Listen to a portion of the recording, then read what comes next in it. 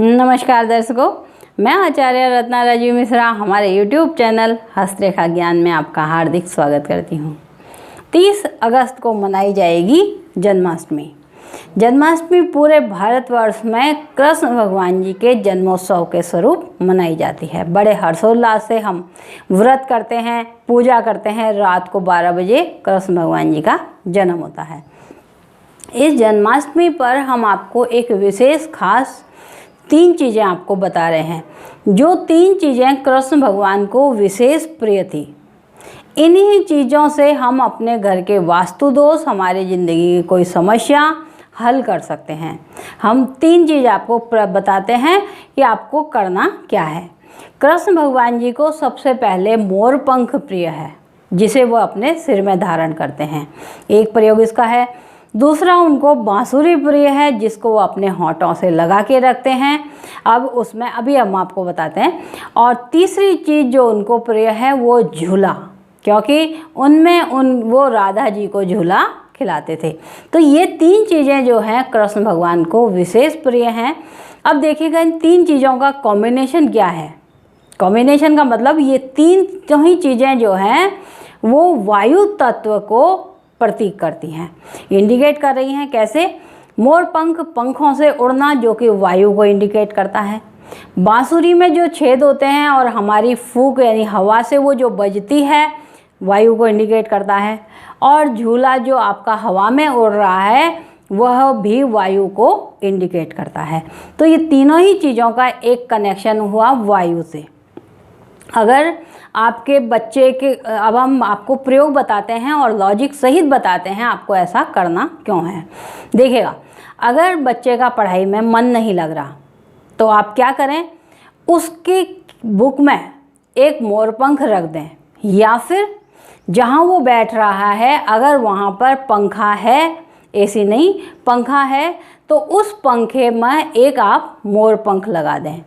उससे होगा जो वहाँ की हवा आ रही होगी, जो वाइब्रेट हो रहा होगा, वह पॉजिटिव हो जाएगी, उसका पढ़ने में मन लगेगा। बहुत अच्छा प्रयोग है, करके देखें।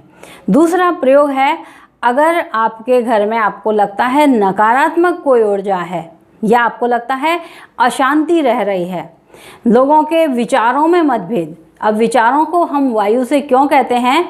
क्योंकि हम जब एक दूसरे के विचारों का आदान प्रदान करते हैं तो वह सिर्फ वाइब्रेशन, यानी जो वायु हमको दिखाई नहीं दे रही, उसके माध्यम से होता है।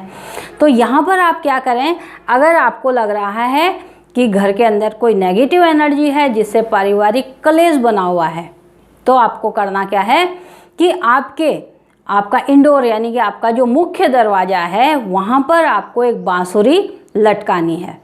बांसुरी में जो छेद होते हैं वह उस नेगेटिव एनर्जी को ऑब्जर्व करके पॉजिटिव आपको देते हैं। क्योंकि एक कहानी आपने सुनी होगी धुंधकारी की। जब धुंधकारी को अपनी गलती का एहसास हुआ तो कहीं भागवत हो रही थी, वहाँ पर वो एक बांस में जाकर के, जहाँ एक छोटा सा छेद था, वहाँ जाकर के बैठ गया और रात भर उसने वो कथा सुनी।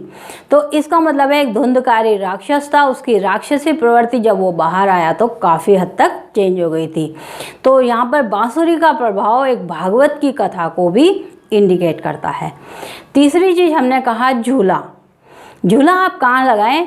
अगर आपके घर में सीढ़ियाँ गलत दिशा में हो, तो सीढ़ियाँ जो है वो बुध का प्रतीक होती हैं।